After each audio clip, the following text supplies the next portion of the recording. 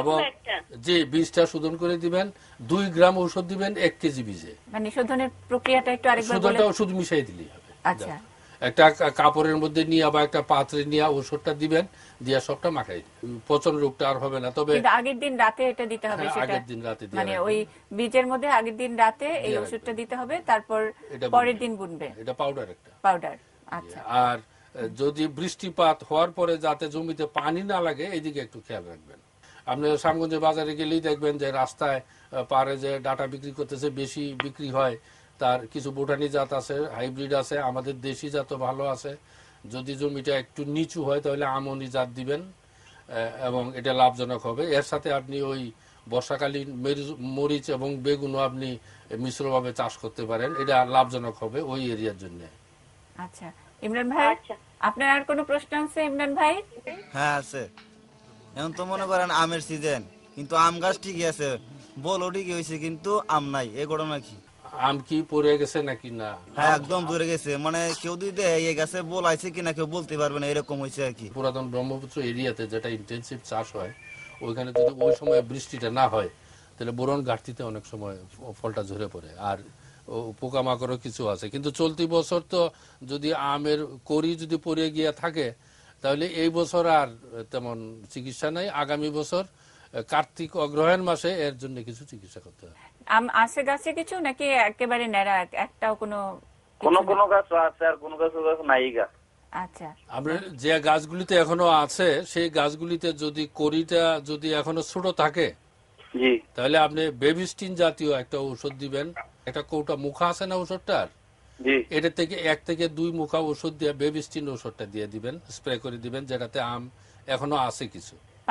পানি কতখানি সেটা? ওই তো 1 মেশিন 8 থেকে 10 লিটার পানি ধরবে, সেটাতে 1 থেকে 2 মুখা ওষুধ দিবে। আচ্ছা, যে 500 ml এর একটা বোতল আছে, আচ্ছা, বা সেই ওষুধের 8 থেকে 10 লিটার পানি, মানে 1 মেশিন পানিতে ওই যে আপনাদের ওষুধের যে মুখাটা আছে সেটা 2 মুখা দিবেন ওষুধ। ইদানিং একটা অসুখ বেশি হচ্ছে, অ্যানথ্রাকনোজ একটা অসুখ হচ্ছে, এটা ভালো হয়ে যাবে। আচ্ছা, আরেকজনকে নেই মাহফুজা আপা, আরেকজন ওষুধের নামটা বেবিস্টিন জাতীয় ঔষধ, বেবিস্টিন জাতীয়। এটার পরিবর্তে আরো বিভিন্ন কোম্পানির নামে কিছু ঔষধ আছে। এটা আপনি যে ডিলারটা যদি একটু অভিজ্ঞ হয়, সে এটা না থাকলেও এটার বদলে কি পাওয়া যায় এটা দিয়ে দিতে পারবে। মানে একই ধরনের ওষুধ, নাম হয়তো আলাদা। হ্যাঁ, আর হলো যদি একদম ফুলের থেকে করাটা হচ্ছে মাত্র এই অবস্থা হয়, তাহলে আপনি 2% সোহাগার একটা স্প্রে দিবেন। সোহাগা যেটা নাবি আম আছে, আশিনা আম বা অন্যান্য আম আছে কিছু নাবি, ওইগুলিতে এখন ওইটা স্প্রে করে দিবেন, তাহলে পড়বে না, ঝরবে না। মাহফুজা আপা, আমরা আরেকজন কারো অন্য কোনো কৃষক ভাইয়ের সমস্যা শুনতে চাই। আমি আরেকজনকে দেখছি। আসসালামু আলাইকুম, ভালো আছেন? আছি, ভালো না বেশি। কেন, কি সমস্যা? ধান তো আমরা জ্বালা হালাই ধান লাগাই, বা ধান হুল্লিয়া গুছি মরিয়া যা। আচ্ছা, এটা আগামী আউশের জন্য না আগামী আমনের জন্য? আমনের জন্য আপনাকে ওই যে বীজটা নিবেন, অফিস থেকে বীজ নেন না নিজের বীজ? অফিস থেকে বীজ নিলে বিএডিসির বীজ অনেক সময় ট্রিটমেন্ট করা থাকে, অথবা ট্রিটমেন্ট করতে হয়।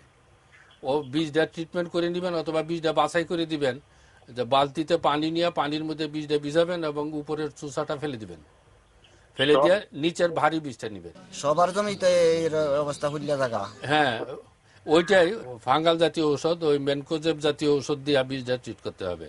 আগের দিন রাত্রে ওই যে মেনকোজেম নাম জাতীয় ওষুধ, সেটা একটা কাপড়ের মধ্যে নিয়ে ওটার সাথে মিশিয়ে দিতে হয়, সারা রাত রাখবেন, তারপরের দিন বুনবেন। তার আগে আপনি রুগা বীজ বা চুষাগুলি আপনি বা পানিতে ভিজাইয়া আলাদা করবেন। এটা তো নর্মালি কৃষকরা করে, পানিতে ভিজাইয়া উপরের চুষাটা ফেলে দিবেন এবং লাল দাগ, কালা দাগ ওলা ওইটা ফেলে দিবেন। ওই বীজতলায় কিছু ছাই দিবেন। হ্যাঁ, এরপরে 8-10 দিন পরেও যদি দেখা যায় যে গাছে কিছু রোগ টুক হচ্ছে, তখন ওই ডায়াজিনন জাতীয় ওষুধ দিবেন। আপনি বুঝতে পারছেন নাকি আরেকবার বলবে?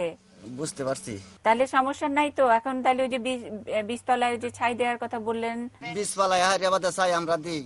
জি দিলেও তো মানে বীজের মধ্যে তো হয় না, ওই তো লাগাইয়া ফেললে এরপরে হয়।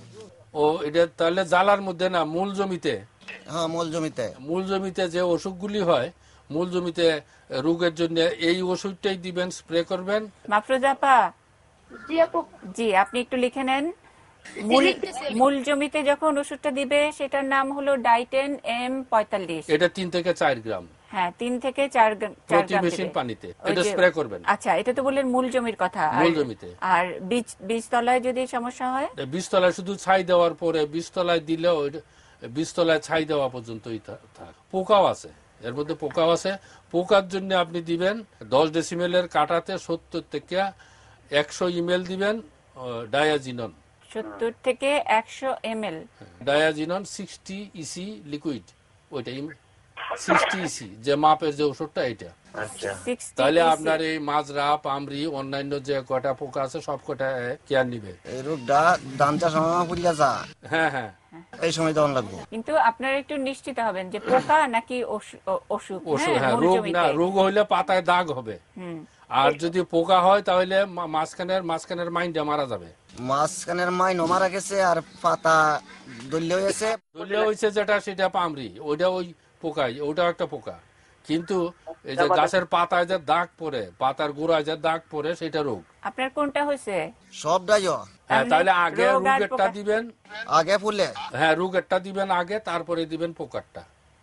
এবং এটা যে উপজেলা কৃষি অফিস আছে বা ব্লক সুপারভাইজার আছে, তাদের এই যে সাব অ্যাসিস্ট্যান্ট এগ্রিকালচার অফিসার আছে, তারা আশেপাশে থাকলে তাদেরও জিজ্ঞাসা করে নেবেন। আর একটা জিনিস, আপনি ওই এরিয়াতে, আপনার ওই মাটিতে আপনি ওই পটাশ সারটা ঠিক মতো দিবেন। প্রতি কাঠায় যেন 1 থেকে 2 কেজি এমপি সার দেন, এটা খেয়াল রাখবেন। এই পটাশ সারটা ঘাটতি হইলেই ওই সমস্ত সমস্যা বেশি হয়। আমরা যেহেতু আগে পলি মাটি সারটা দেওয়া হতো না, কিন্তু ইদানিং এই সারটা দেওয়া লাগতেছে। সারটা দিলে উপকার পাবেন। 3 থেকে 4 কেজি ইউরিয়া দিবেন, 1 থেকে 2 কেজি দিবেন টিএসপি, অথবা 1 থেকে 2 কেজি দিবেন পটাশ। তাহলে আপনার এই রোগ টোগের সমস্যা অনেকটা কমে আসবে। আর এরপরেও যদি আপনি খুব ভালো কৃষক হন, যদি আপনার অবস্থা ভালো থাকে একবারে, তাহলে আপনি জমিতে 1-2টা চাষ বেশি দিয়ে মইটা ভালো করে দিবেন জমিটার। তাহলে আপনি অনেক উপকার পাবেন। 1-2টা চাষ বেশি দিবেন এবং ভালো করে মই দিবেন জমিতে। এখন বোধহয় পোকার সমস্যাটাই বেশি আপনার এখানে অসুখের চেয়ে। ইদানিং ওই কিছু হাইব্রিড ধানে ওই রোগটাও হচ্ছে বেশি। আচ্ছা। তবু একটু খেয়াল রাখতে হবে, আপনি যে জাতের এমনি 33, 38, 39, BR11 মানে মুক্তা যেটা, এই ধানগুলিতে এই অসুখটা কম হবে। তবে বীজটা বাছাই করে নিতে হবে অবশ্যই। আচ্ছা। বীজটা বাছাই করে নিলে আপনার, আরেকটা বললাম যেটা, যে জমিতে একটা চাষ বেশি দিয়ে একটা মই বেশি দিবেন, আপনার অনেক সারের কাজটা অনেক বেড়ে যাবে। আপনি ওই ইউরিয়া, টিএসপি, পটাশ 3টা সারই ঠিক মতো দিবেন। শ্বাস বেশি করলে জমি মশা লাগে। একটা চাষ আপনি বেশি দিবেন, বা মাটিটা যেন একটু কাদা হয়, ধান তো আপনি উপকার পাবেন, অনেক সমস্যা কমবে। মাফরুজা আপা, আমরা আরেকজন কৃষক ভাইয়ের কথা শুনতে চাই। আচ্ছা ঠিক আছে, আরেকজন কৃষক ভাইয়ের সাথে কথা বলবো। হ্যাঁ, ওনার নাম হচ্ছে শৌকত। আসসালামু আলাইকুম শওকত ভাই, কেমন আছেন? জি আছি, ভালাই আছি। জি বলেন। আমার একটা সমস্যা, এই যে জমি যে লাগাইলাম, হ্যাঁ ক্ষেত, এর মধ্যে ধান এমনি বালাই হয়েছে, এখন এই পাতার মধ্যে কি শীত পড়ে গেছে। পাতা এখন তো আপনার তো থোর বের হয়ে গেছে না, বাইরে হয়েছে না, অনেক তুরাই হচ্ছে। হ্যাঁ, তো এখন ঔষধ দিতে পারেন, কিন্তু এখন তো শেষ সময়। এই যে আপনার যে অসুখটা হয়েছে, এটা একটা রোগ, এটা ব্লাস্ট যদি হয়, আপনি যদি মনে করেন যে আরো 4 সপ্তাহ 3 সপ্তাহ পরে ধান কাটবেন, তাহলে 1 সিট ঔষধ দিতে পারেন। আর নয়তো এখন আর